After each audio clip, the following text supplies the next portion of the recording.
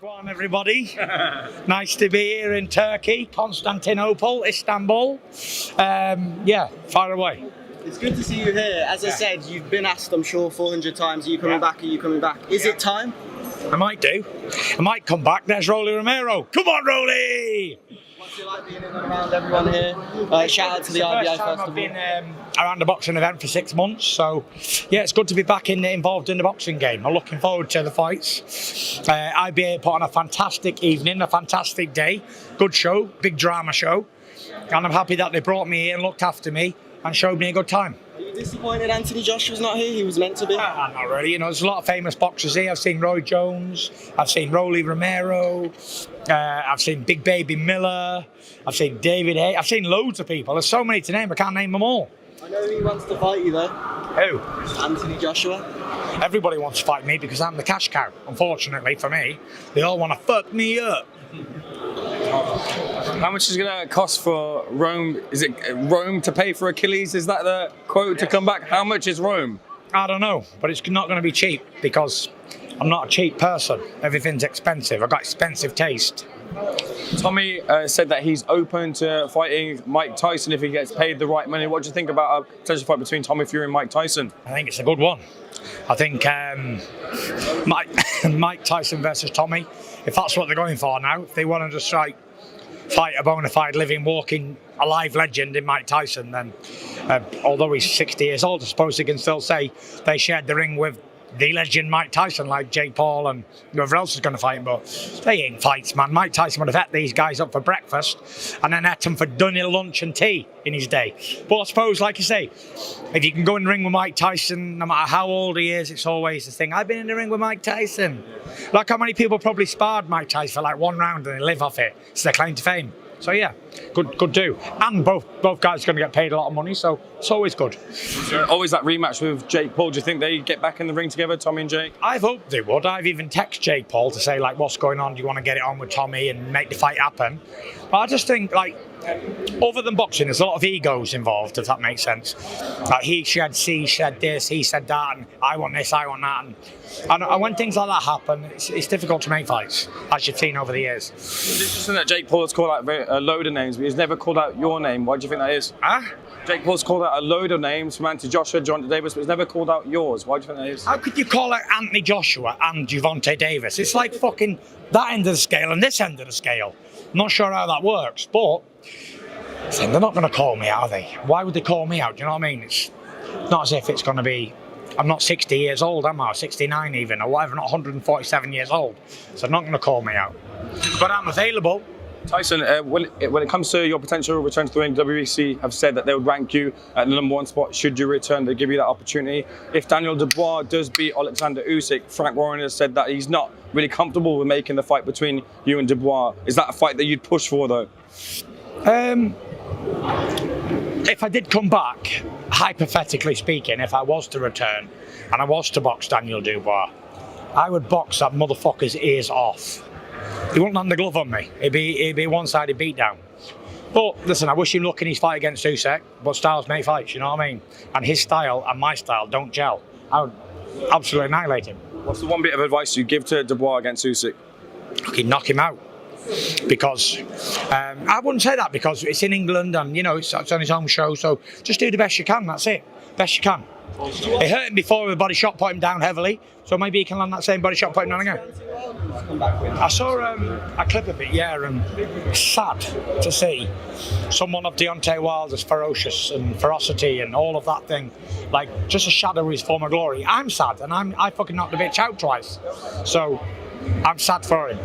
Final one, Usyk, Dubois or Anthony Joshua, who would you rather fight, just hypothetically? Who would I rather fight right now?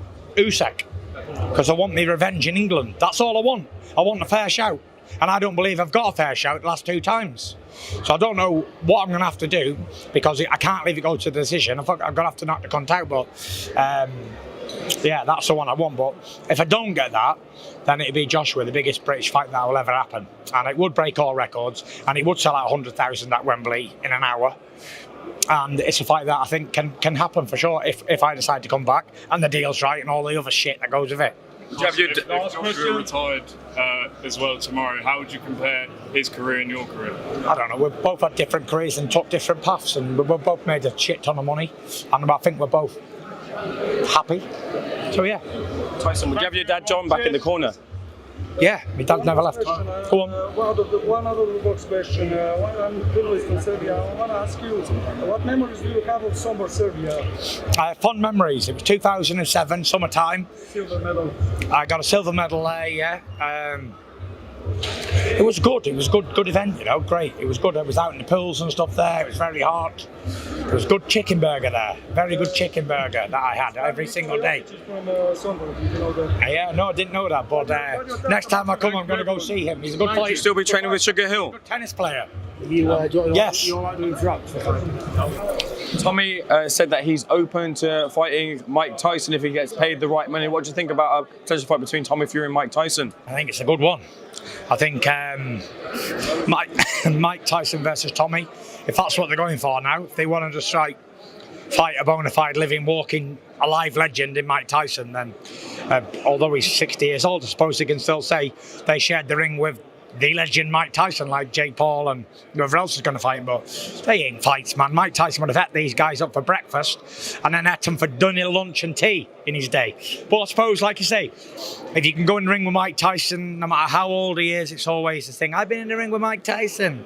Like how many people probably sparred Mike Tyson for like one round and they live off it. It's their claim to fame. So yeah, good do. And both guys are going to get paid a lot of money, so it's always good. Always that rematch with Jake Paul. Do you think they get back in the ring together, Tommy and Jake? I've hoped they would. I've even texted Jake Paul to say, like, what's going on? Do you want to get it on with Tommy and make the fight happen? But I just think, like, other than boxing, there's a lot of egos involved, if that makes sense. Like, he said this, he said that, and I want this, I want that. And when things like that happen, it's difficult to make fights, as you've seen over the years. It's interesting that Jake Paul has called out a load of names, but he's never called out your name. Why do you think that is? Huh? Jake Paul's called out a load of names from Anthony Joshua, John Davis, but he's never called out yours. Why do you think that is? How could you call out Anthony Joshua and Gervonta Davis? It's like fucking that end of the scale and this end of the scale. I'm not sure how that works, but they're not going to call me out, are they? Why would they call me out? Do you know what I mean? It's not as if it's going to be... I'm not 60 years old, am I? Or 69 even, or whatever, not 147 years old. So they're not going to call me out. But I'm available. Tyson, when it comes to your potential return to the ring, WBC have said that they would rank you at the #1 spot should you return. They give you that opportunity. If Daniel Dubois does beat Oleksander Usyk, Frank Warren has said that he's not really comfortable with making the fight between you and Dubois. Is that a fight that you'd push for, though? If I did come back, hypothetically speaking, if I was to return and I was to box Daniel Dubois, I would box that motherfucker's ears off. He wouldn't land the glove on me. It'd be a one-sided beatdown. But listen, I wish him luck in his fight against Usyk, but styles make fights, you know what I mean? And his style and my style don't gel. I would absolutely annihilate him. What's the one bit of advice you give to Dubois against Usyk? Okay, knock him out. Because I wouldn't say that because it's in England and you know it's on his own show, so just do the best you can. That's it, best you can. It hurt him before with a body shot, put him down heavily, so maybe he can land that same body shot, put him down again. I saw a clip of it, yeah, and it's sad to see someone of Deontay Wilder's ferocious and ferocity and all of that thing, like just a shadow of his former glory. I'm sad, and I fucking knocked the bitch out twice, so I'm sad for him. Final one, Usyk, Dubois or Anthony Joshua, who would you rather fight, just hypothetically? Who would I rather fight right now? Usyk, because I want me revenge in England. That's all I want. I want a fair shout, and I don't believe I've got a fair shout the last 2 times. So I don't know what I'm going to have to do because I can't leave it go to the decision. I'm going to have to knock the cunt out, but yeah, that's the one I want. But if I don't get that, then it'd be Joshua, the biggest British fight that will ever happen, and it would break all records, and it would sell out 100,000 at Wembley in an hour. And it's a fight that I think can happen for sure if I decide to come back and the deal's right and all the other shit that goes with it. If Joshua retired as well tomorrow, how would you compare his career and your career? I don't know. We've both had different careers and took different paths, and we've both made a shit ton of money, and I think we're both happy. So yeah. Tyson, would you have your dad John back in the corner? Yeah, my dad never left. Question, Go on. one out of the box question. I'm journalist from Serbia. I want to ask you, what memories do you have of Sombor, Serbia? I have fond memories. It was 2007, summertime. Silver medal. I got a silver medal there, yeah. It was good. It was good event, great. It was good. I was out in the pools and stuff there. It was very hot. There was good chicken burger there. Very good chicken burger that I had every single day. From Sombor, did you know that? Yeah, no, I didn't know that. But next time I come, I'm going to go see him. He's a good player. You still be training with Sugar Hill? Good tennis player. Yes. You like to interrupt? So go on, everybody.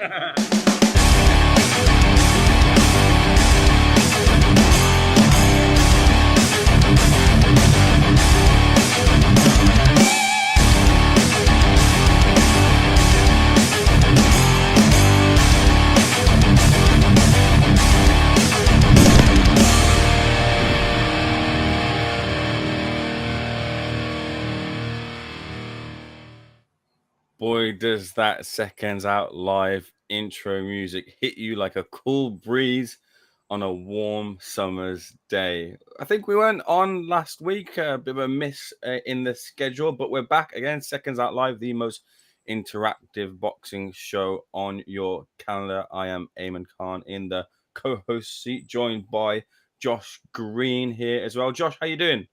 Very well, Eamon. Good to be here. Busy couple of weeks in boxing. Lots to talk about this week from the IBA Pro convention last week, which I know you were pleased to be a part with, along with Mr. Radio Raheem, Tyson Fury, obviously the headline stealer as always when he's at the show. So plenty to talk about this week on SO Live.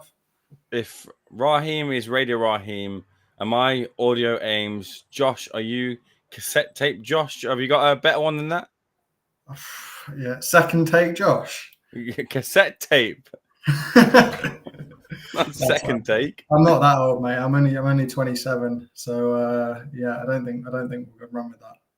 Oh, the days of the cassette were mad. I remember that was when I was a kid. I used to pull the cassette things out and ruin them. My mom used to be very unhappy about that. But anyway, that's a sidebar of all sidebars. We couldn't do this show without you guys who are listening in, contributing, whether it be by a thumbs up, clicking that like button, subscribing, leaving your questions and comments as well too in the chat, which we'll dip into regularly throughout the show. So please do get those in any form you see fit. I'm sure there'll be lots of regulars in the chat and some irregulars as well too. There's an old joke we'll dip into as well. Right then, the first topic of this week is don't call it a comeback, and that's not us coming back Seconds Out Live here for you guys. It's Tyson Fury's return to the ring. Surprise return to the ring. I'm not too sure about it being a surprise. A lot of people had expected the Gypsy King to return to the ring at some point. It all kind of happened very, very quickly. And if you saw the video captured on Seconds Out Live, you saw the moment, essentially, that Tyson Fury did return to the ring, agreeing to fights with Anthony Joshua and Oleksander Usyk. We'll get to Tyson Fury's targets in a short moment. But what I wanted to ask you, Josh, is were you surprised by that return of Tyson Fury? I don't think surprised by the fact he's returned, maybe a little bit by the timing. Obviously, we've got Dubois and Usyk's rematch just around the corner, sort of 10, 11 days away now. And for it to come to light, him revealing that he will be returning to the ring in 2026. At the timing last week, maybe a little bit of a surprise around that, but I think we've all known since the latest retirement announcement came a number of months ago. We were just waiting for that retirement to be broken. He's kept himself in good shape. We've seen he's been in the gym with Sugar Hill Stewart as well, and the cogs have been turning on that return. It looks, although, for quite some time. So just sort of hitting that button, Tyson Fury, hitting that reset button over the last few months, and if the return is to happen in 2026, which is what it looks like is going to happen, there's some more big stuff to look forward to with Fury. Outside of course, the money and maybe the titles to chase, Is there another reason you think Fury has returned to the ring? For me, I'll answer that whilst you think your response, and people in the chat as well too. Give me your responses. But I was quite happy with Tyson's response or what he was saying in that video. He seems to be really bothered by the Usyk defeat specifically, and those two targets we're going to talk about in a second, Usyk and Joshua. He really wants that third shot at Oleksander. It seems to really stick in his craw, as the Americans would say, but it really seems to stick on his mind, the fact that Usyk holds two defeats over him. And a lot of time when we talk about boxing, we talk about silk sheets, we talk about the desire, the hunger, going from a fire. This is a guy who saying all the right things of a man who really wants to avenge those two defeats that he sees as not legitimate defeats on his record, and wants that third bout with Oleksander to prove to maybe himself and the world that he is the rightful winner of that rivalry between the two of them. So that's kind of, I think, a good sign in terms of Tyson's rhetoric and ambition and desire to return to the ring, that he's choosing that over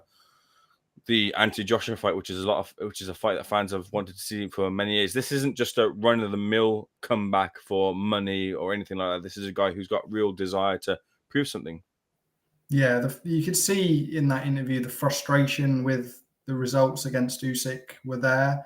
You can see that it's something that he thinks about and has thought about since those defeats. So, as you say, if he was going to go for a sort of money-grabbing return, Anthony Joshua would be the only path, really. But the fact that he is focusing on Usyk shows that it's about much more than money. It's about the Fury legacy. It's about proving something. And I don't think Fury's had much to prove until those defeats. He came back in that first fight against Deontay Wilder and he had something to prove. He was overweight. He'd come back from some mental health issues and people didn't believe he was going to go out there and do what he did to Deontay Wilder. He proved a lot of people wrong there and he's proved a lot of people wrong since then. But he's not had much to prove since those Wilder fights. He's had a couple of fights on the back of that and maybe sort of floated through them a little bit more than we would expect. But people are now doubting Tyson Fury. People don't believe that he can beat Oleksander Usyk, and the evidence that we've seen in the ring suggests that as well. And when he's written off, maybe he's got that thing in the back of his head, that voice in the back of his head that says, I want to prove those people wrong. And I think that's probably the primary reason and the desire and the motivation for Tyson Fury coming back. And as you say, it's the right reason to come back, fighting Usyk to prove people wrong rather than coming back for the money in the Joshua fight. I'm very happy to say, Josh, we have a strong and thriving 132 listeners in the chat. One of our most listened to or viewed shows currently right now. So please do make sure those 135 and more that are going to be jumping in. It's almost like you missed us. Hit the like button and we can get more people in here. Let's jump into the chat for the first round. Jump into the mosh pit. Axel says, shake my head next. Well, he's next due back in the ring very soon. April is the word, according to Tyson Fury's own mouth. CEC, look.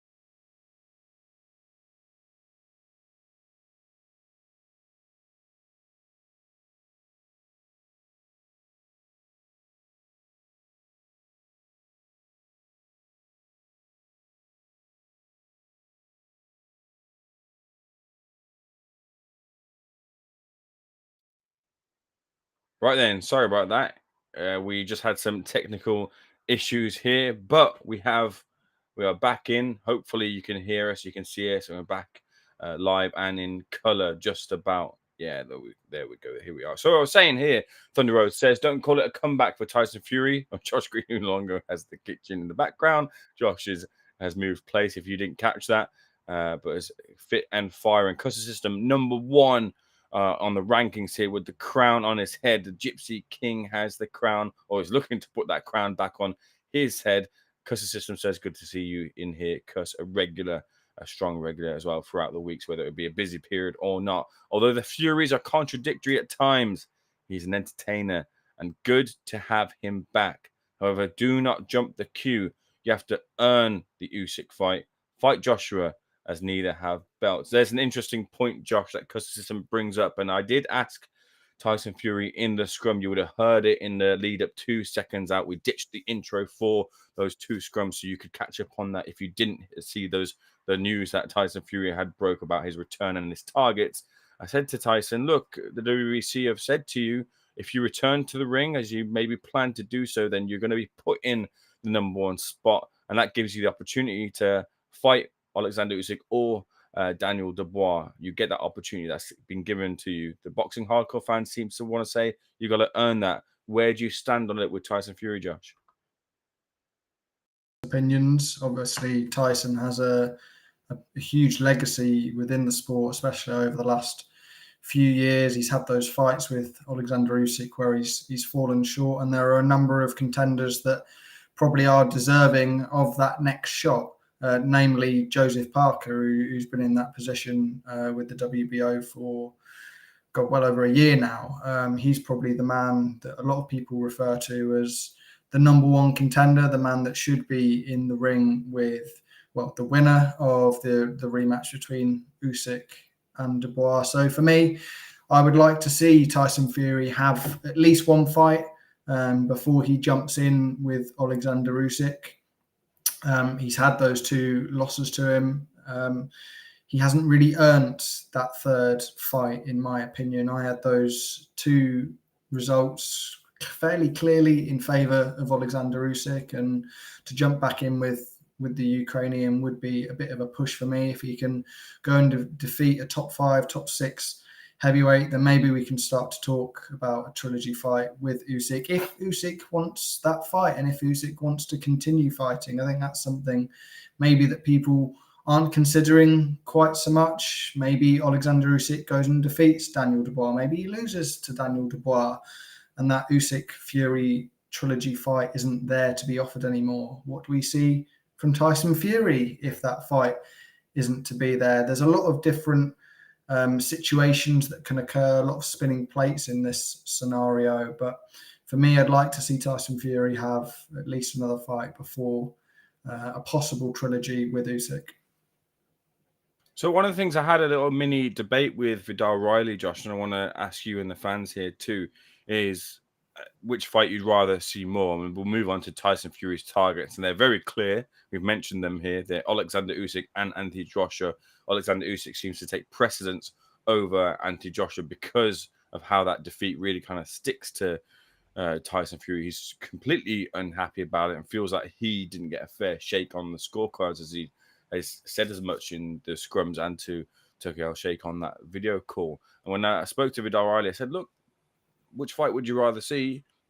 And I said to him, but the fight with Alexander Usyk, there were still 2 very high-level, high-caliber fights. We're talking elite of an elite level fight, a real good fight. You got action in there. You got hardcore boxing in there where it came to a chess match at points. You got that real full 360 scope of what boxing is. The Anthony-Joshua fight, yeah, sure, it's a rivalry that we wanted to see for many years, but it doesn't quite have the juice worth the squeeze as maybe it had a few years back. Am I silly in thinking that way? That not to say that I would rather see I'd rather see Fury and Usyk for the 3rd time over AJ. I'd still rather see that, but I'm saying it's still a brilliant affair, and I'm not too upset if I get Usyk Fury 3 first over Fury AJ.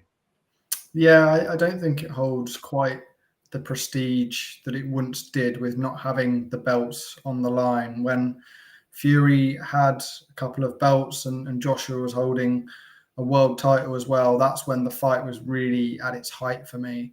For two elites, two greats of recent years to have a fight, whether it be at Wembley Stadium, whether it be out in Saudi Arabia, to not have the belts on the line feels like a real shame in that fight. And it feels like we very much missed the boat with Anthony Joshua and Tyson Fury. So I think Tyson Fury, Oleksander Usyk is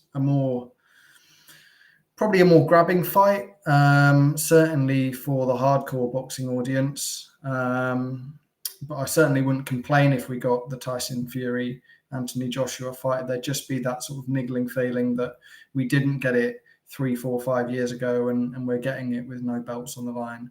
Unless by some miracle over the next 18 months, one of them is able to capture a world title. Right then, I've got a poll coming up in the chat. Vinny is working on it in the background, and the poll is: who do you want to see Tyson Fury fight first? Anthony Joshua is an option, Oleksander Usyk is an option, and another. And you've got to let us know in the chat who that another is if you do indeed choose to pick another as your options. The poll is just slightly obscuring the chat. Here we go. I've got it now here. Dibara, number 3 on the crown list, says he was always coming back, just needed time to get over the ego damage from double defeat. Radio Raheem here. I don't know if it's the legit Radio Raheem or someone posing as, but I'm going to take it as face value. And Radio Raheem is here, probably sitting down and tuning into Seconds Out Live whilst he waits for his flight over to New York on the ground with Frank Trevor, bringing you all the latest and greatest news and breaking news over in New York for the doubleheader weekend, which we'll touch at the back end of the show should we have time. And Radio Raheem says, do you fellas think Fury was robbed or is he delusional? There we go. There's a very much a question to sink your teeth into. Tyson ducking Joshua too. Is that why he's picking Oleksander Usyk? Questions Radio Raheem. Thunder Road says, excuse me, grown tired of Tyson and John Fury. Get both in the bin. He wants the third fight for another payday, just like the 3 Wilder fights. Curtin Theory says, hi guys, I'm currently promoting my theory. Can you shout me out please if possible? Thank you and continue the great work. I don't know what the theory is, but I'll have a look into it and give you a shout out on the list. But you just got one there for free. Iggy Goes Pop. Do you want to buy a dag? I don't know what that means. It must be a reference to a movie. Any carpets? I think that's to do with Josh's new place. We'll talk about Josh's place another time. Because System says, Radio Raheem, Fury was not robbed. The fight stats prove it. For whatever reason, does not want the Joshua fight. People don't really think that Tyson's ducking AJ. The scorecards was wider in the second fight than there was in the first fight, yet Fury never even got knocked and was 10 times better in the second fight, but the scorecard was wider than the first fight. Eamon Frozen or just me? No, I'm here now. I'm back. It's Crash. Yeah, I've been refreshing. Yeah, we're back. Don't worry. Listen to this, Raheem. I think Tyson in his second fight with Usyk was the best performance of his life. But Usyk was just too good for him. There wasn't a lot in it. Yes, he's ducking Joshua. Very interesting. He must have a caravan-style internet connection. It's not us in the front end. It's Vinny on the back end. We've whipped him back into shape. He's moved position and he's made sure that he's delivering Seconds Out Live for you guys. So don't worry. We're back in and back engaged. More janky by the day. AJ hasn't even got Dubois' number or Andy Ruiz. Dylan Tring says, this is what happens when JTH isn't on the live. JTH, we're whipping JTH into shape as well too. He's currently on a training montage like Rocky, and he'll be back bigger and better than ever, ready to compete with the best of us. So don't worry too much about seeing JTH again. He'll be back on your screen, I'm sure, very soon. Forget Wi-Fi, says Thunder Road. Seconds Out needs to subsidize hardwired internet for all their viewers. Put it this way, the only person who can give Usyk a run for his money is Fury. I think from what we've seen, apart from Usyk at cruiserweight, where Myris Bradis gave him a hell of a fight, and Chisora, where, I think Chisora did give Usyk a run for his money, but it wasn't as competitive as people were quite saying. Fury has given the best fist of it. which is why I'd like to see them fight again, because I think like Bivol and Beterbiev, or Beterbiev and Bivol, however you want to shake it, it's always a good fight. SVM was the sheet.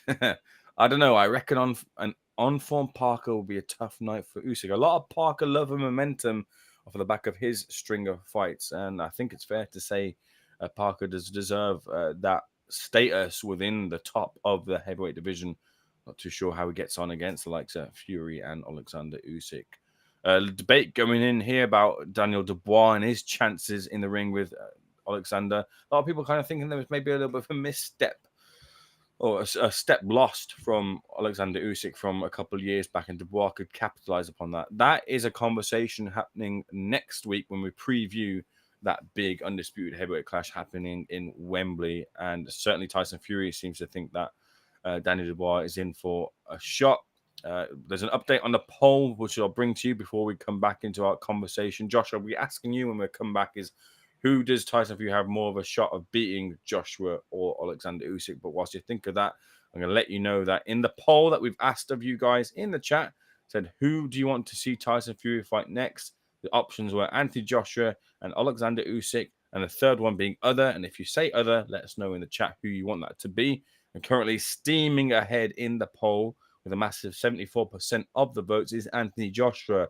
Trailing way behind is Alexander Usyk at 20% and other at 6%. So, Josh, of those two options that seem to be on the table, even a rumor of a 3-fight deal, but we know what 2 fights are going to be there in that deal. Clearly, Joshua and Usyk occupy those two in a comeback fight with a contender. Who do you want to see? Who do you think Fury has a better chance of beating? It's got to be Anthony Joshua, hasn't it? The recent performances from Joshua have shown that he is on the decline now, and I think that's been obvious for probably well over a year now, since those defeats to Alexander Usyk, that the performances have been declining from AJ. So if Fury was to get back in the ring with Anthony Joshua, I would be siding still with Tyson Fury. I think Daniel Dubois exposed some fairly significant weaknesses of Anthony Joshua, and weaknesses that we hadn't seen previously as well. He stuck in well, particularly in the second fight with Usyk, but he was completely dominated at the times by Dubois in that fight down at Wembley. The fight with Alexander Usyk is one that I would have to favour Usyk once again. We've seen 2 terrific fights between both of them, but it's about those fine margins up at that elite level.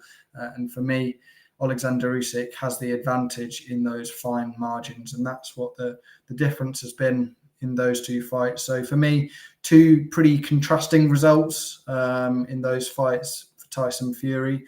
If he wants to get a win back and if he wants the bag, then Anthony Joshua has to be the option. If he's aiming for legacy, then it's got to be Alexander Usyk, but it's an uphill battle against the Ukrainian.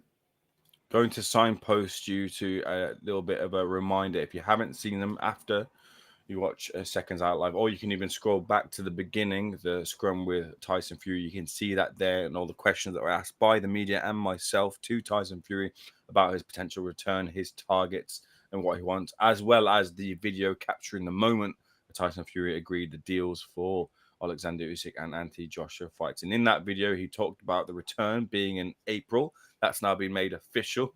A penny for Daniel Dubois' thoughts, Josh, because that fight with Alexander Usyk is coming next week. Yet Alexander Usyk seems to already have his next fight maybe lined up for next year with Tyson Fury. How do you think Dubois and that camp will feel about this apparent trilogy being locked and sealed in heading into their fight? Look, we love Don Charles here at Seconds Out, but I'm sure he'll have something to say next week in the media and next week at the press conference about Fury Usyk 3 being seemingly written in for April. Dubois is improved a lot. You've got to say there's been huge improvements from Daniel Dubois over the last year, and particularly since the first fight with Alexander Usyk. Whether he can bridge the gap of the skill and the technicalities and the sort of amateur pedigree of Alexander Usyk, it remains to be seen. But there are things that weight in the advantage of Daniel Dubois. The power is certainly there, and if one of those big shots connects with Usyk, who knows what's going to happen. But as far as the date for Usyk Fury 3 goes, yeah, it does seem like Dubois is being a little bit overlooked by Fury and Usyk's team. 1-4, by the way, if you want Usyk for that fight. I think Dubois coming in around 3-1. So yeah, I'll be steering clear of that one. And you can quiff those odds as well, should you wish to do so. Don't forget to check out the odds on quiff as well, too. I'm sure there'll be some specials that you can check out on Usyk versus Daniel Dubois. But yeah, I wonder how that will play out, because if Daniel Dubois does surprise Oleksander Usyk and captures the undisputed heavyweight titles, I wonder where Tyson Fury's appetite is to take on Oleksander Usyk, or might he steer closer towards Daniel Dubois for an undisputed title shot? And certainly Tyson Fury feels completely confident that he would have no problems with the hard punching Briton in Dynamite, Daniel Dubois. He said that he would box the MFers ears off, and a bit of rivalry, maybe you call it rivalry, but there has been a sparring in the past between the two of them. Daniel went over to spar Hughie Fury, and according to Daniel Dubois' version of events, dropped Hughie Fury. Tyson stepped in the ring for a round, and Daniel admits he was in awe of Tyson Fury at that time, and maybe Tyson did get the better of that spar. If it was when Tyson and Fury were still, I guess, on speaking terms, and that would be the version of Tyson Fury, which is light on his feet and bouncing, and of course a lot younger Daniel Dubois, so maybe was able to take advantage of Daniel Dubois' experience. And Dubois has since changed into a completely different type of fighter with a lot more experience under his belt. But how close do you think that is, the potential of Tyson Fury and Daniel Dubois, Josh? I'd have to favour Fury pretty heavily in that one. Fury's shown that he can take the heavy shots of a prime Deontay Wilder and rally them. Who punches heavier, Daniel Dubois or Deontay Wilder? I think that's maybe one for the chat as well. But Fury's proved that he can take those big shots. Dubois is a better boxer than Wilder. You'd have to say that. But I'd still favour Fury with the movement and the size to be able to come through the challenge of Dubois now. But that's a fight I'd be really interested in. You know, I'd arguably be more interested in Fury Dubois than a Fury AJ fight now. I think it's probably a closer fight. I know that in the past Frank Warren's talked about that and said he wouldn't be too keen to make that fight, but if the undisputed titles are in the hands of Dynamite Daniel Dubois and Tyson Fury is chasing those titles, look, the belts will stay with Queensberry either way, so I'm sure Mr. Warren would be more than happy to make that. Yeah, Josh, I'm in complete agreement with you. I wonder how the chat feel as well too, because I certainly hold a lot of interest in Tyson Fury and Daniel Dubois. And with even though, again, Tyson Fury has his arguments about the Usyk fights, but even if you take it as it's written, and Oleksander Usyk did beat Tyson Fury twice, he was still operating at a real high level. Tyson never really looked like a fish out of water, as Usyk tends to make his opponents do, in my anyway. So you're looking at an elite level fighter and a guy who's rising up to elite level 2 and might even do the business in 10 days or so, as you mentioned, coming up very shortly, and they're planning to do so, of course, and certainly they feel it's written for them to do so. Daniel in the Lions Den, as it was first time around against Anthony Joshua. So that, and if you're looking for a the returning Brit of Tyson Fury to off the back of maybe fighting Anthony Joshua and into a ring with undisputed heavyweight champion Daniel Dubois, certainly writes itself, and certainly probably makes, although Frank Warren doesn't sit too comfortable in wanting to make that fight an in-house undisputed heavyweight fight where Queensberry can promote, I don't think that's an opportunity that you could turn down as a promoter, to say that you've manufactured that fight. And it would be a hallmark on, quite frankly, Frank Warren's work of backing both those horses and the eye for talent that he has, of bringing back Tyson Fury and standing by Tyson Fury and Daniel Dubois for many a year when a lot had slated him. So it would be a feather in a cap full of feathers for Frank Warren if that did end up getting over the line. Let's jump back into the chat too and see what you guys are saying. Whoop Whoop says, Iggy goes pop. Whoop Whoop indeed. Michael Bailey says, yeah, I think Dubois beat Usyk the first time. A belt line shot is borderline and perfectly legal. Also offers, I think Dubois beat Usyk because of, I'm reading the same one. Must be still on LA time, my brain. Tyson has been on the decline for the last 3 years, says Iggy goes pop. So if he was to fight Usyk again, it would end up 3-0, not a chance. Not a chance, excuse me, for Iggy goes pop for the Gypsy King. Fury's beat everyone else apart from AJ and Usyk. And that's why I think, because he's fought Usyk and he has 2 victories over him, he really wants to scrub one onto the win column. Triple D would bang Fury, says SM. If he beats them, he's beat them all. That's a good point. That might be something that someone who's concerned about legacy, concerned about being the best, might want to do. Triple D is a prospect, just shows how crap AJ has gone. Michael Bailey not convinced by Anthony Joshua standing right now. AJ has always been a bum. His resume is old, man. I think that's a step too far, Anthony Joshua. I think Anthony Joshua gets a lot of hate and a lot of, I don't think he quite gets the credit. And a lot of it probably is because some people want to do Eddie Hearn a disservice with the promotion that he's had. And sure, Anthony Joshua has had a couple of soft touches along the way, but what he has done, some of the fights he has had, the Klitschko fights is a brilliant fight.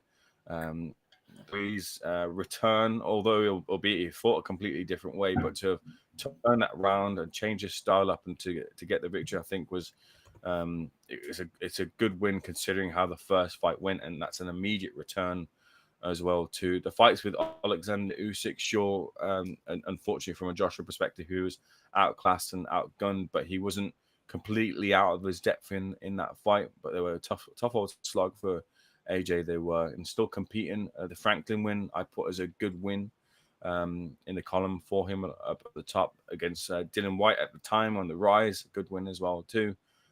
You can't really call Ajay Bowman. He's done a lot for the sport and a lot for the momentum of British boxing, the interest of British boxing, carrying that on his shoulders off the back of Froch versus Groves rivalry, which culminated at Wembley in front of a number of people I can't remember.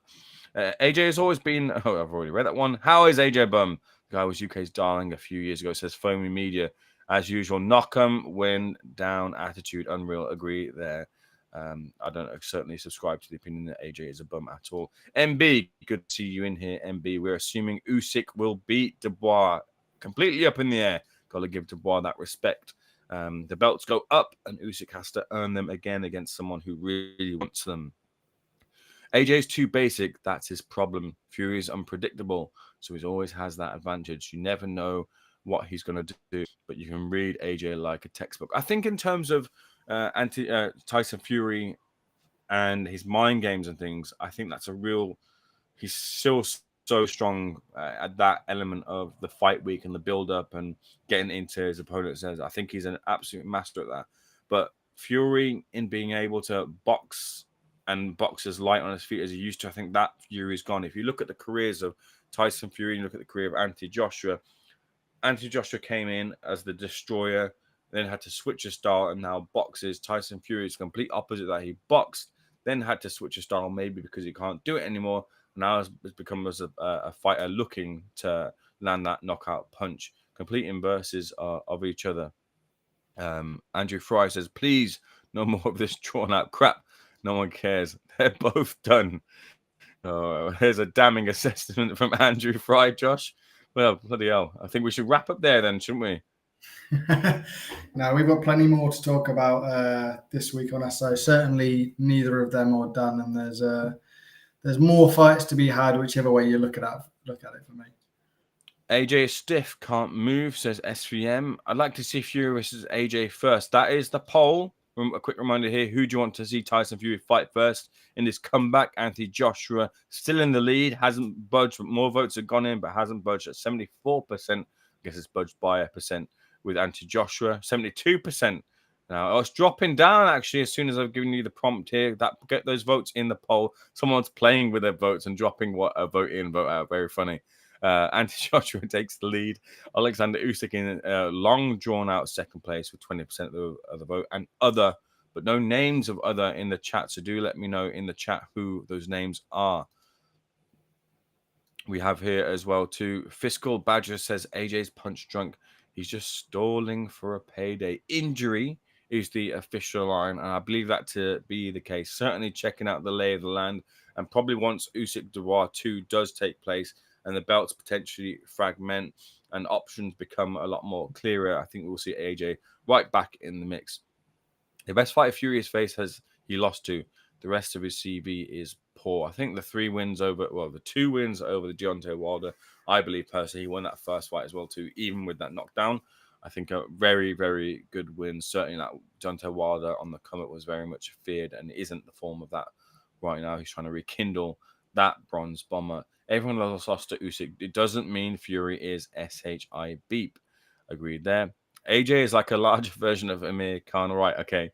I'll do a couple more before we jump back into our conversation. I'm wondering whether to stick to the heavyweight talk, Josh, or jump into our other chat. We've still got a couple of other topics of Eubank Jr. versus Conor Benn and the New York doubleheader, but the Tyson Fury conversation is certainly, momentum is still there. There should be a poll, a non-stay retired option. Thunder Road doesn't want to see either of them in the ring.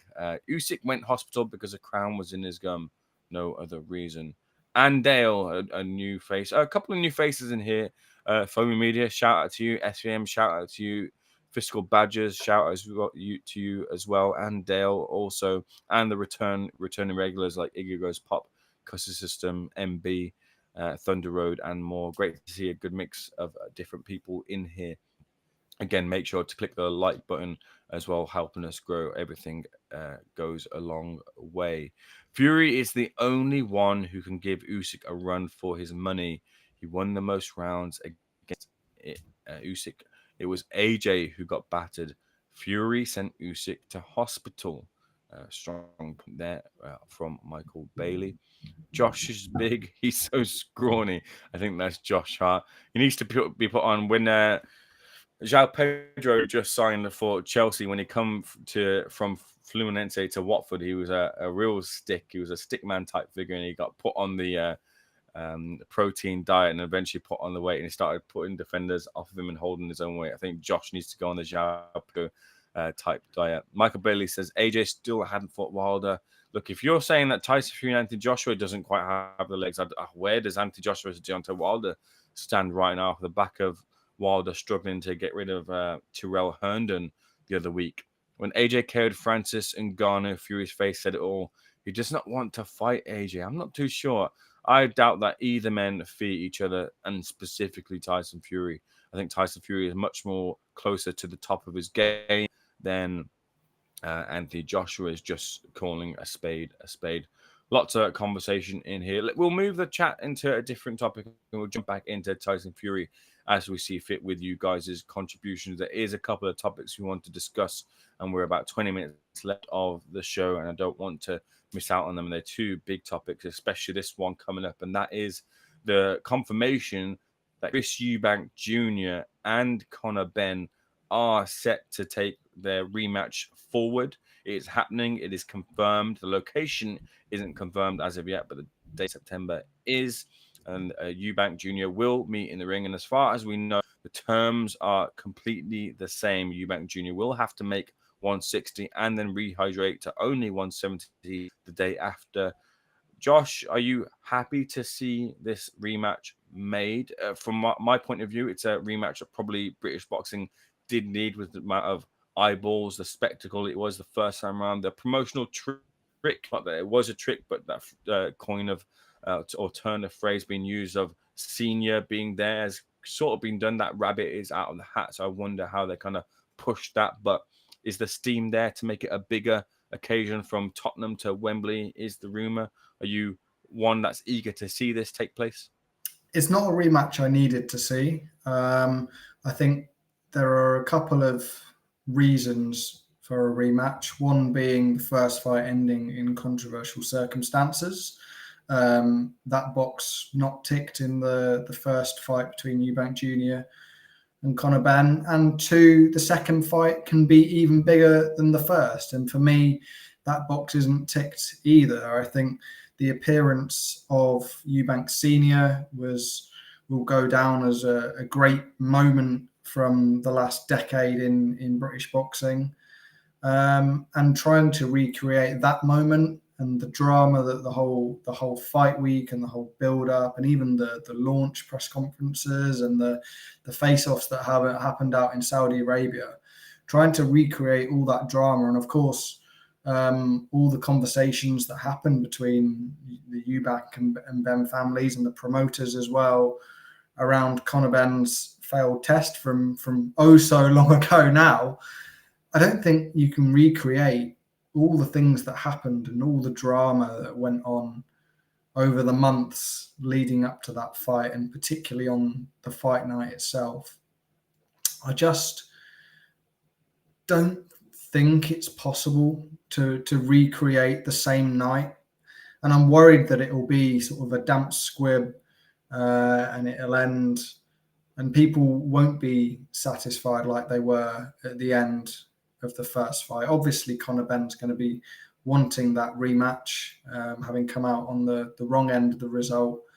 But Eubank Jr., the money's on the line. There's a huge amount of money on the line, of course, for that fight. Sort of 10 million, the figure being touted about. I believe Gareth A. Davis was saying on Seconds Out not so long ago. But health is the word and the phrase that comes to mind. We know he suffered quite a bit in the aftermath of the fight, going to hospital, spending time there.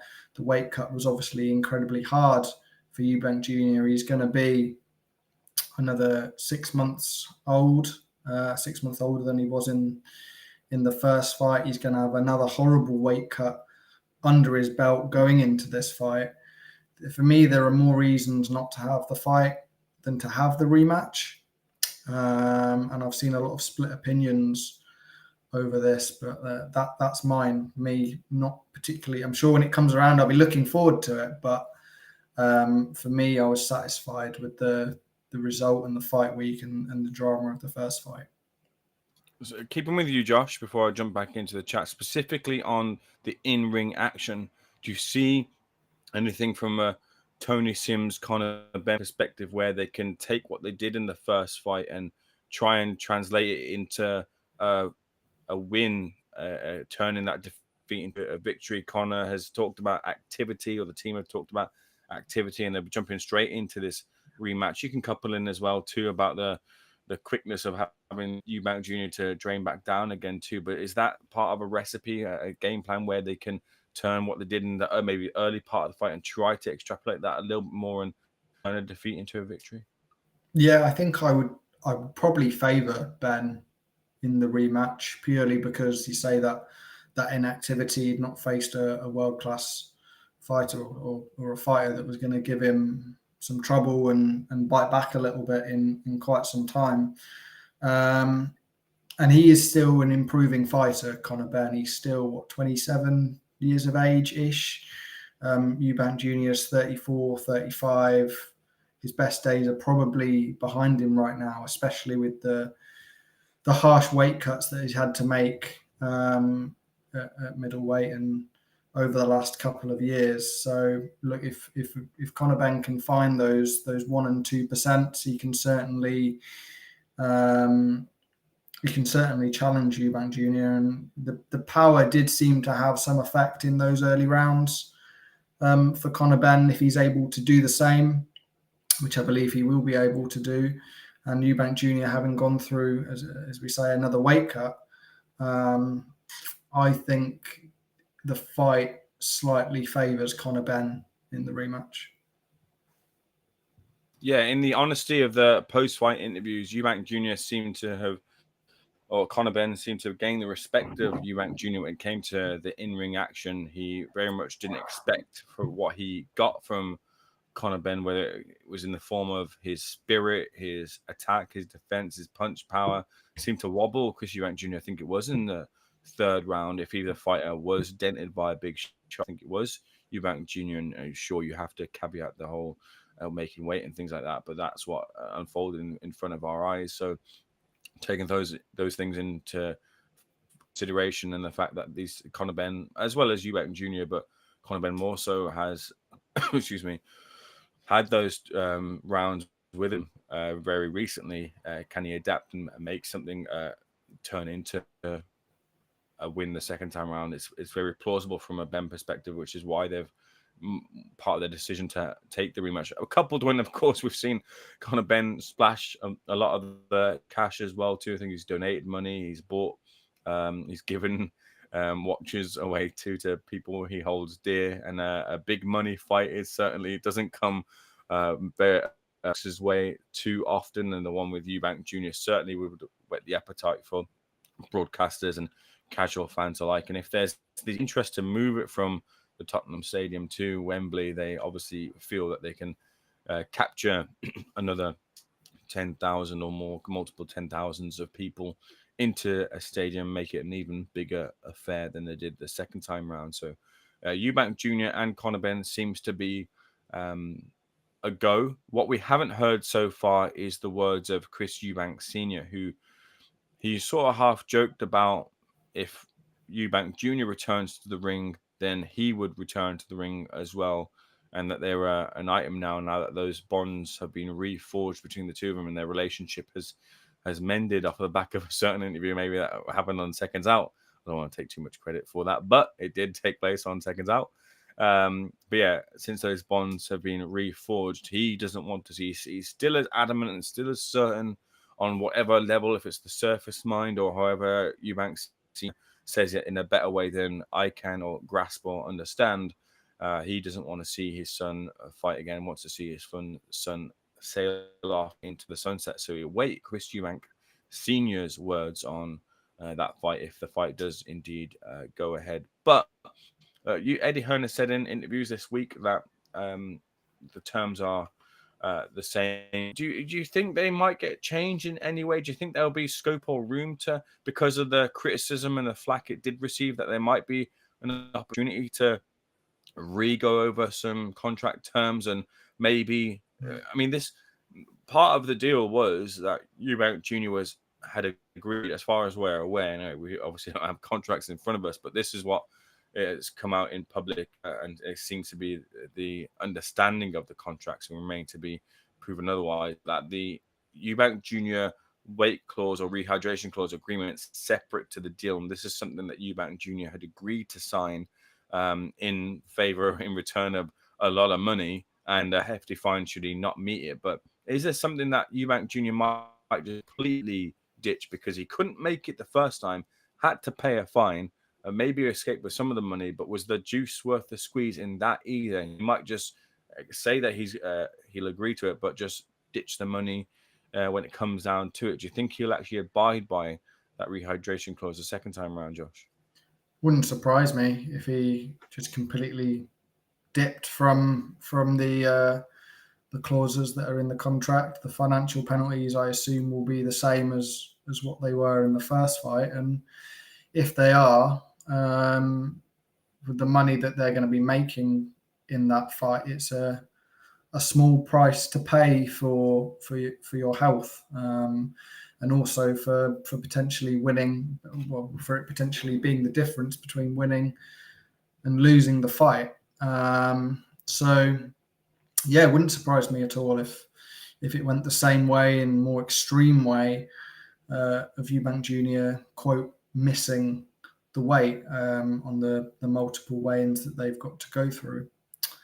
What I will say as well is, I don't know if there will be sort of any intervention before the fight from the British Boxing Board of Control. As I mentioned earlier when we were talking about the fight, the fact that Junior had to go to hospital following the fight was obviously not in a particularly good way. Will the British Boxing Board of Control look at that and sort of take into account the struggles that he had to go through, and maybe run through the contract themselves and try and enforce the promoters to make some changes to that, for health to be the priority. I don't know. I'm just completely speculating there, but if the terms are the same as the first fight, which is what I believe it to be from what Eddie Hearn and multiple other sources have said as well, particularly on seconds out, then yeah, Eubank Jr. may well go his own way, as he's always done, and come in a few pounds over the stipulated weight.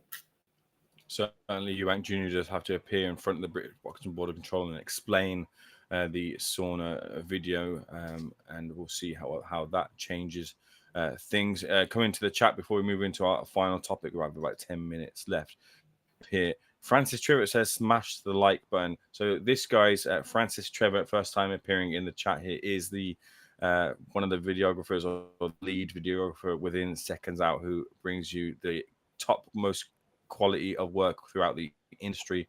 Without Francis Trevor, Seconds Out would be in the far worse place. So you've got a lot to thank from Francis Trevor for putting in the hard work over the years. So good to see Francis, or Frank, better known here. We have Frank and Raheem, the A team over in New York as well too. So look forward once again to their content. Big Chungus, big fan of Big Chungus, top chaps these two, and so are you. Iggy Goes Pop says Eubank versus Ben 2 is nothing more than a money grab. Ben is too small. Fiscal Badger says Conor's skills not good enough. Malik Grisha, haven't seen this name in here before. Good to see you in here, Malik. He'd get whooped again, says Malik. And Malik is very much brutally honest. Capital Commodities, good to see you in here. Capital Commodities with the number 2 crown. Everyone has their opinions, but Turkey Al Sheikh makes the decisions, and he has decided to run it back, irrespective of some people's pessimism. For me, as long as the rehydration clause is removed, fine. Thunder Road says these two first topics summarize the state of boxing. Getting second fights just because they can. Boxing has turned me below a casual fan. I'm out. Maybe next week. That's a rematch, isn't there? But I guess you say that Dubois earned that opportunity. Porter Fury is back. He had longer inactive periods during his actual career. Egos Pops says Ben has the skills to take on Eubank, but he doesn't have the size or the punch power to beat the bigger Eubank. Big Boy Garm says, ka-ching, British public will buy anything Eddie is selling. This is the greatest fight of all time. Conor Benn could not be a shriveled up and dehydrated Eubank Jr. after all his big talk from him and Nigel about how Conor is beating light heavyweights. Conor's all noise. Eubank Jr. wins by TKO. And I think, look, a lot of it is selling, but he did put a good fist of it. And of course, you've got to bring everything into context, but I think Conor was well within the fight in the first time around. The Drone Menace says, Eubank again. Big Boy Garm says, Ben is retiring after this. No other fight is matching this payday. Fair play, kids. Useless and fighting for millions. Iggy Pop says, a Ben win would result in a trilogy. So I really want Eubank to win. That's a good point there. They could fashion a trilogy out of this. Crawford. I've just missed that one there. Crawford is fighting Canelo, and there's no rehydration clause. Nigel Bogan claimed that Conor was beating up light heavyweights and sparring and could not beat a dehydrated Eubank Jr. Eubank wins again. CNP Russell CNP says boxing is more a comedy show than a sport these days, but by Tyson, nobody cares. They're 2 separate contracts. So Eubank Jr. is removing the rehydration clause in his contract. They have 2 separate contracts with Turkey and Al Sheikh. Don't know the situation there, but it seems to be that the rehydration clause is separate to the actual bout agreement or deal. Conor Benn is supposed to be the next Mike Tyson. I think people are running away a little bit too much with the promotion and Eddie's spiel there. Eddie's got a job to do. I don't think he quite labeled him next Mike Tyson, although there have been some suspect calls from different members of the media about who's who and what's what. Remember the James Tennyson analogies and certain analogies to Golovkin and such. But anyway, Conor Benn is supposed to be the next Mike Tyson. Is so dangerous and vicious, and yet a Eubank Jr. that with no drop of water in his body beat Conor Benn convincingly. Talk is cheap. I want to see Ben take on welterweights out there such as Norman, Stanionis, and Barrios. Yeah, I agree. I want to see if Conor Benn is worthy of winning a world title. Hasn't won any version of a title that any hardcore fan would see as legitimate, whether it be something like the British or a European. Certainly want to see Conor Benn in with in those fights and see where he does stand. Absolutely agree with that one. But when there's money to be made, who does want to fight for a British or European? Yeah, Russell Boxing is definitely a comedy show, more of a WWE feel right now. You not give me fights like the Ngannou ones, Misfits. You got give me fights like Ngannou ones, Misfits, Ben Eubank because their dads fought Jake Paul in top 15. It's embarrassing. Fiscal Badger says Harlem Eubank is more Connor's level. Every couple of years, there's a proper decent old school matchup like Crawford versus Spence, and now it's Canelo versus Crawford. Other than the occasional banger, they're all stink fests. All you need to say is Jake Paul in top 15, Jake Paul getting no love. And Jake Paul the GOAT, says Big Tosser. And a GOAT emoji comes in. What's your favorite tattoo? That's in, of course, another poke of prod to, I believe, Carl Froch's interview off the back of some serious questions that Carl Froch wanted to ask Conor Benn. Carl Froch then asked Conor Benn, what's your favorite tattoo? I believe that's what CMP is in reference to. Right, we've got time for our final topic before we close the poll, and that is the New York double header over, like I said, it mentioned, keep tuned to Seconds Out. We got Frank and Raheem there already. Raheem and Frank, I should say, bringing you the content and interviews from both the headline shows that feature MVP's card, which features pretty much every female talent you'd want to think of, barring Clarissa Shields. Maybe in future they'll have Clarissa Shields on one of their shows, but headlined by Katie Taylor and Amanda Serrano in their trilogy fight. Savannah Marshall features on there, Ellie Scottney, Chantel Cameron, Shadeja Green, and more on that card. And of course, on the Saturday, you have the Ring Magazine show in New York, which has Hamza Shiraz versus Edgar Berlanga and Shakur Stevenson versus William Zepeda on there. Josh, what's your take on these two cards? A feast of boxing action. Will your eyes be on them this weekend? Absolutely. Yeah, the Taylor Serrano 3 card is a magnificent card, really. The first time we saw an all-female fight card was over here in the UK, obviously at the O2 with Clarissa Shields and Savannah Marshall, but this completely trumps that. Multiple world title fights, some huge stars on there as well, and it comes at a really important time, I think, for female boxing. It's not doing particularly well, particularly over here in the UK. It's struggling for stars a little bit. It's struggling for big fights. So the fact that MVP and Jake Paul were able to get not just the rematch on Netflix, but some big fights for some British stars as well. Savannah Marshall, Ellie Scottney, Chantel Cameron, all on the card.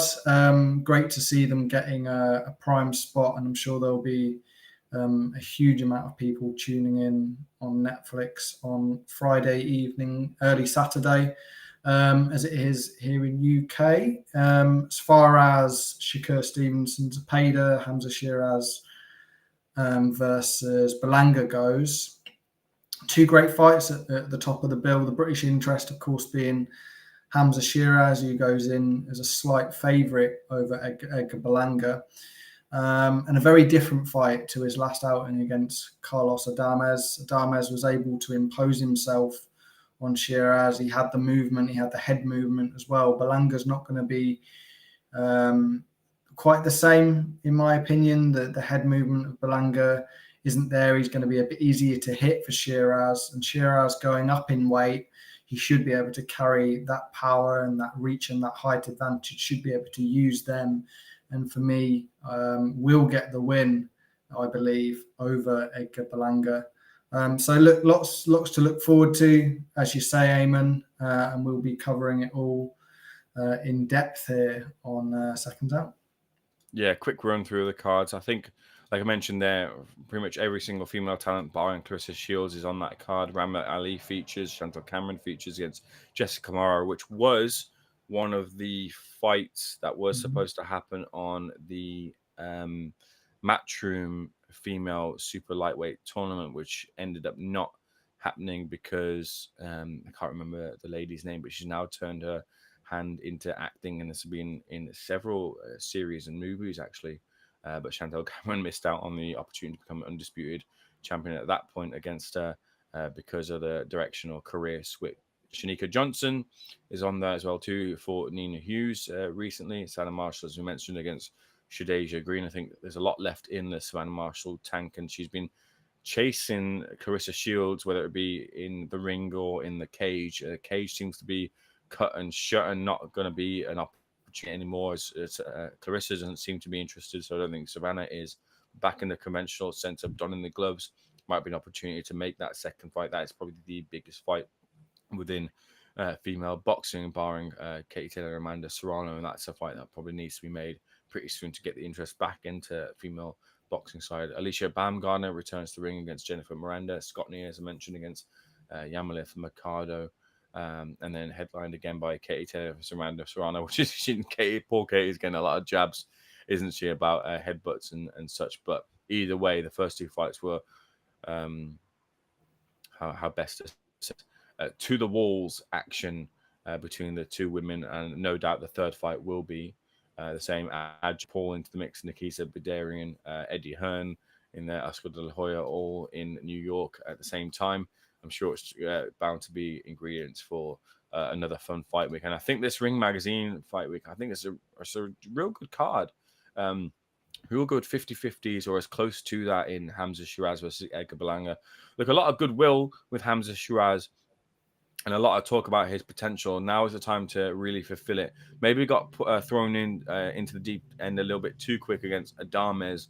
But for a little bit of experience, might have come out with the victory. You could say a lot of things about that fight, whether it was weight, whether it was a spotlight, whatever it was, whether it was the style. Hamza Shiraz has very much been able to deal with and get rid of the styles when a fighter is coming forwards towards you. But when they're a little bit more on the back foot, a little bit more got the skills and the movement in front to evade Hamza's shots, it becomes a bit more of a tricky affair, as we've seen with fights with Bradley Skeet, and that was sort of evident against Carlos Adames, who can also pop a little bit too.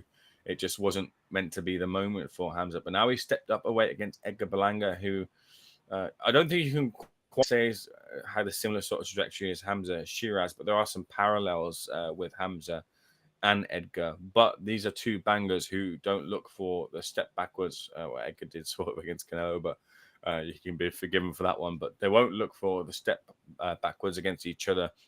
And they're both looking for routes to a big opportunity. Hamza's certainly looking for that Canelo fight. The Adames fight would have set him up for that Canelo fight. This Edgar Berlanga fight, I think, sets him up for that Canelo fight off the back of Canelo versus Crawford, and however that shakes out. But he's then beating a former Canelo opponent, and he starts shouting that name. The pitch for Hamza Shiraz and Canelo had started to come in the last 6 months or so, and they certainly need a bit of credibility and steam too, and a victory over Edgar Berlanga helps that. And I think what Hamza does have over Edgar Berlanga is a tighter defense. Hamza can shell up, take those shots, and then pop back in with one of his. And Edgar might be on the receiving end for one of them, but I think it's going to be real good action type of fight. David Morrell versus Imam Katiev, I think is going to be another real good fight. Katiev was a good one, as was David Morrell recently against Benavidez. Proper good fight. That same with Puello versus Matias, proper 50-50. You just don't know what sort of version of Subriel Matias will turn up, and Puello a good in-ring craftsman. So we'll see how that fight turns out. And then Shakur Stevenson versus William Zepeda. Don't really know where William Zepeda sort of stands in terms of the opponents he's had. Sort of faltered against Tevin Farmer. A lot of people thought that he was lucky to escape with the win against Tevin Farmer the first time round. Certainly put that to bed the second time round. And against Maxie Hughes as well. Stunned Maxie Hughes with a barrage of punches. Can he do the same to Shakur Stevenson? Can he overwhelm him and drown him? Shakur, a higher level operator, an elite level operator, in with someone now who's going to throw a loads of shots at him. So very much a recipe for a real intriguing fight. What we don't want it to be, though, is a Tom and Jerry style fight. That's for sure. That about rounds it up for Seconds Out Live this week. As we do close the show, I want to close the poll and bring you those results. I'll read the comments out before we do so. And here are the closing comments for the show. We have here, phenomenal card. Would also like to see Clarissa Shields fight in the UK again, says Capital Commodities. She's at heavyweight at the moment, but I'm sure she'll drop back down for a big fight with Caroline Dubois at the O2. I wouldn't want to watch Tyson fight again, even if it was in my back garden. Berlanga, too much for Shiraz, says Fiscal Badgers. If the Hamza that fought Adames turns up on Saturday, then Berlanga will beat him. So I hope the link up with Andy Lee pay dividends because Andy Lee is a great trainer. Hamza will have to absorb 2 or 3 heavy punching from Berlanga, but then he'll pick the American off and get a late stoppage / points win. Here is the close of the poll. We asked you, who do you want to see Tyson Fury fight first in amongst the comeback? He's back, and he wants Anthony Joshua. He wants Oleksander Usyk. You want to see him fight Anthony Joshua with 69% of the votes, which is a percentage that Tyson Fury talked about in the scrums this week. Other at 15% ahead of Oleksander Usyk.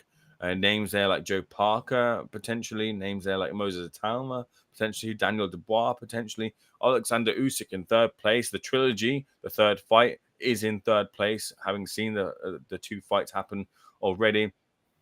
Hits third place with 14% of your votes. Solb TV says, versus AJ, we don't want Fury versus Usyk again and again. Shakur will run all night. Hamza versus Canelo, in what world? Nobody is calling for that fight. I think you need to check the Steam momentum going up on that fight. That certainly seems to be what matchmakers or people are pulling for.